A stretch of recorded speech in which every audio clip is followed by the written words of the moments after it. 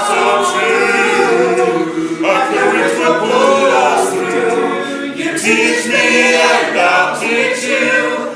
Pokemon, gotta catch 'em all, gotta catch 'em all, Pokemon.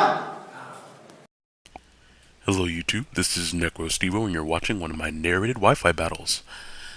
I hope you guys have had a good start to your week. It is Tuesday and we are approaching the ever-imminent Hump Day. Today's match is an RU match that I had against Joseph. Of course, that's a 9 at the beginning of his name, but, you know, Joseph. I really like RU and I haven't put up an RU match in a couple of weeks. Expect also some additional uploads this week just because I feel like showing off some of the interesting ICL battles I've had. And if you guys did well in the ICL, let me know. I had like something like 8 disconnects, and I only had 5 wins and 7 losses, so I didn't get to play that much. And when I did get to play, people like to disconnect. So he's going to start off with Swellow. This is my Magnum Mortar, which is a mixed expert belt set. Not going to be a good look there. Even if he uses Return or Brave Bird without the Guts boost, it's going to hurt. So I expected him to U-turn, expecting my switch. So I just go out in the Jigsaw just to get some residual damage on it. Now he goes out into Wheezing, and I really wanted to find out what his Wheezing was running, so I'm going to go out into Mag Mortar just to take the expected fire attack. And then I needed to check to see, okay, does he have Thunderbolt, does he have Sludge Bomb, does he have Toxic? What's he going to use to hit my Mag Mortar with? So we're going to go back to Jigsaw. We're just going to switch around just a little bit here for a little while. And he does go for Sludge Bomb. So that's great, now I know 2 of his moves. And now let's just go back to Mag Mortar expecting the Flamethrower one more time. And that's actually what he goes for, so that's great. Now I know that if he tries to hit my Mag Mortar, it'll most likely be with the Sludge Bomb, or worst case scenario, Thunderbolt. I go for Fire Blast and miss, but fortunately for me, he goes for Thunderbolt and not Sludge Bomb. Sludge Bomb would have done considerably more than Thunderbolt. And since this Fire Blast, actually, I don't think it ends up killing. If he had used Sludge Bomb instead of Thunderbolt on the first one, then he probably would have knocked me out, because I barely lived this with about 38, 39 HP left. But hopefully I can hit this next Fire Blast and take him out. I think he just stayed in because he probably didn't want anything else on his team to take a Fire Blast. And of course, this being a mixed Mag Mortar with max speed and a mixed special attack and attack investment for Cross Chop, I don't hit quite as hard with the Fire Blast. He brings in Lantern, no Stealth Rocks are up, so I am going to feel completely safe switching out into Jinx, expecting a water move. He actually goes for the Substitute, which makes me go, oh, this might be a set that I don't really have that much experience with. I've never seen Lantern go for Substitute before, so I will admit that he caught me off guard there. Jinx, though, is a lot of fun to use. I really don't know why it's in RU. It kind of seems to run train on everything down in that tier just because of how fast it is. But he's going to go for some Charge Beams. I knew I could just break his sub. He actually does get the special attack boost off the first one. And here I was like, okay, he may have like the rest or the Sleep Talk or whatever or something like that weird. I don't know. But I'm going to put him to sleep just so he can stop getting boost, because that's going to be bad for him to get too many boost. And I also figured, although my item is Never Melt Ice on this Jinx, that I could go ahead and 2-hit KO him with the Psychic. Maybe I should be running Life Orb, but I think Feraligatr was holding Life Orb on this team at the time, and I try to limit myself to Item Claws. And when it strikes me, I like putting little limiters on myself like that, because then it forces you to be a little bit more creative. But anyways, though, I missed the second Lovely Kiss, which is just like, really? It's relatively accurate. It's unfortunate that I missed that. So he gets off a +1 Charge Beam, gets another special attack boost. So it's like, please don't miss the next one, Lauren. I don't really want to get swept by a Lantern. That's not something that anyone wants to say they had happen to them. Fortunately, though, Lauren hits the third Lovely Kiss rather, and now I'm going to hopefully be able to take it out with 2 more Psychics, because with the leftovers from the turn that I missed it, and then the turn that I hit it again, he has gotten back enough HP to survive this Psychic as well. So he stays asleep, which is good. He had a 2-turn sleep there, which I think is justified after I missed the second one. And I'm just going to knock him out with a Psychic.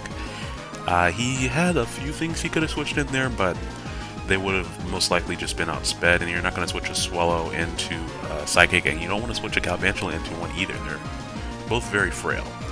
Expecting him just to go for a Bug Buzz or Thunder, I switched into Jigsaw thinking maybe I can take it and set up my rocks, or paralyze him with Thunder Wave. I don't take Bug Buzz well at all, and that's because he's Life Orbed. And then he goes for Thunder, just in case I switch. I don't know what I would have switched to on this particular team, but, you know, go for it and don't worry about it, I guess, because that hurt. Don't mess around with Galvantula.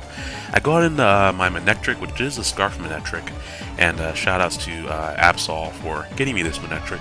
He has one too, and I really like that nickname. But I now show my opponent that I'm Scarfed here when I go for Flamethrower, which is good, but at the same time, he has some Water Pokemon on his team, or rather than some, he has a Slowking, or Slowking, excuse me, it's named Slowqueen. And I switched out of there just because I felt like the double switch was coming, although I didn't know what to. And so I went to Dudley just in case it was to his Swallow, because then I could hit it with a Mach Punch. But he actually goes to Slowking, so not able to stay in there. I knew he was going to switch, but I mispredicted which thing he was going to switch to. So I ended up sacrificing Lauren, and I really didn't want to do that, but right now, the most important thing for me to keep on this team is going to be my Choice Scarf Manectric. If I can put some damage on the Slowking, then Manectric can hit it and hopefully take it out. And of course he has Ivysaur and he still has Swallow, so that Expert Belted Thunderbolt did not do as much as I thought it would. He's probably max special defense. But at the same token, now that he takes out my Magmortar, that means I can go back into Vajray. And here I was actually expecting a switch into Ivysaur just to take the Thunderbolt. So he predicted my prediction, it looks like. That's what I would assume at least, just because he stays in. And a Thunderbolt would have KO'd him, whereas a Volt Switch does not. So I'm going to go into Feraligatr and kind of just be like, "Hi, Slowking. I'm just here for the view," or something, I don't know. But fortunately, I do have Earthquake on Feraligatr, and based on that damage, Feraligatr is very bulky, but just based on the damage, he is definitely specially defensive. And that means an Earthquake is going to clear him right out of here. And that is great. He could have switched out for the Regenerator boost, but I don't... If he had gone into Ivysaur, EVLI Ivysaur probably could take an Earthquake pretty well. But I don't know how well he would have taken the Ice Punch that I carry on Feraligatr. And then if he had gone into Swallow to dodge the Earthquake, I wonder if Swallow could have one-hit KO'd me from where I was with a Brave Bird. Probably. Anyways, though, EVLI Ivysaur actually does a pretty good chunk to my bulky Hitmonchan named Dudley, for you guys who play Street Fighter. And he just goes for Protect, probably just to scout to see if I have Ice Punch. And I do. So that means he's can't just switch into Swallow. And Ivysaur is probably going to get 2-hit KO'd. So here I was really expecting just to be put to sleep, and I really just wanted to put some damage on him. And he takes that incredibly well. This is a max attack invested Hitmonchan, and it has an adamant nature. And he took that extremely well, and in fact, if he had Giga Drain right there instead of Sludge Bombing, he probably would have lived another one. And he may have just been fishing for the poison with that Sludge Bomb. And I'm really surprised that he just didn't have Sweet Powder. But it's neither here nor there.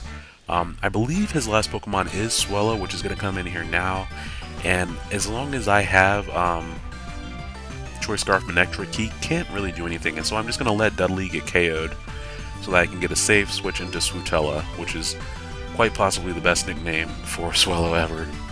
I could go for some Nutella right now. It's so creamy, and just that chocolate hazelnut combination spread over some crackers or even your favorite bread. Forget about it. But anyways, though, a Choice Scarf Thunderbolt from Vajray is going to take out Swallow. So that is a very close 2-0 battle. Thank you, Joseph, for the match. I enjoyed it. You guys, be sure to let me know how you guys did on the ICL. For those of you guys who haven't entered, why haven't you entered? They're free little tournaments hosted by Nintendo. As long as you have Wi-Fi, you can enter them. And then, for example, the prize for participating in this past ICL, the April one, was a Slackberry and a Lychee Berry, I believe. And I think that those are actually the only way to get those berries in black and white. So, And you get those berries whether you win a bunch or not. I think you only have to participate in 5 matches to get the participation prize. So be sure to jump in there on those for May, because more battling is always fun. You get more experience. For those of you all who go to regionals and nationals of the video game championships, the VGCs, you can get seed points if you do really well. So definitely participate. Jump in there. Have fun. Destroy your opponent and his soul and his family. Okay. One of those things is not like the other. You guys have a great day, week, and I will talk to you all later. Bye.